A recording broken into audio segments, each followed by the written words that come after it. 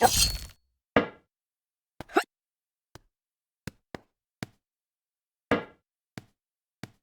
no feeling more intense than starting over.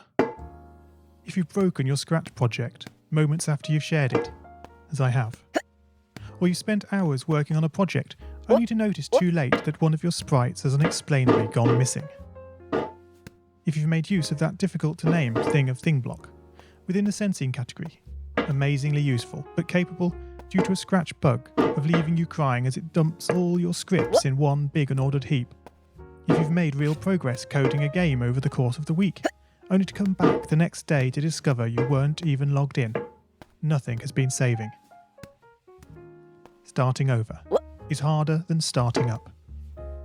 If you're not ready for that, like if you've already had a bad day at school, then what you're about to go through may be too much. Feel free to go away and come back. I'll be here. Alright, thanks for coming with me on this trip. I'll understand if you need to take a break at any point. Just find a safe place to stop and remember to pause the game by pressing P. On Scratch you can find loads of remixed or reimagined recreations of existing games, and with good reason.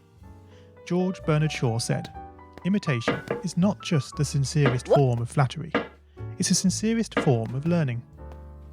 This game is a recreation of a game that came out in 2017, titled Getting Over It with Bennett Foddy. That game in turn was a homage to a free game that came out in 2002. Both games involved dragging yourself, using a hammer, up a mountain assembled from assets and objects sourced from many other games. It seems appropriate then that, when trying to recreate Getting Over It in Scratch, that we should construct our mountain from the same assets used in literally millions of Scratch projects, the unmistakable contents of the Scratch costume library. Unlike Unity or Unreal, Scratch does not provide you with a built-in physics or 3D rendering engine. There's no state-of-the-art debugger, you can't even pause your scripts. We are forced to program old school.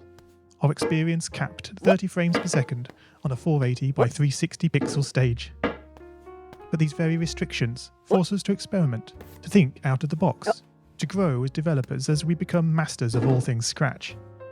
And let's not forget, what we lack in technology, we make up for in community.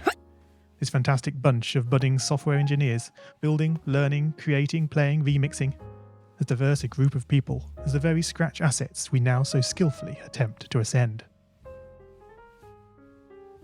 The act of climbing, in the digital world or in the real world, has certain essential properties that give the game its flavour. No amount of forward progress is guaranteed. When you start Getting Over It, you're standing next to a dead tree, which blocks the way to the entire rest of the game. You prod and poke at it, exploring the limits of your reach and strength, trying to find a way up.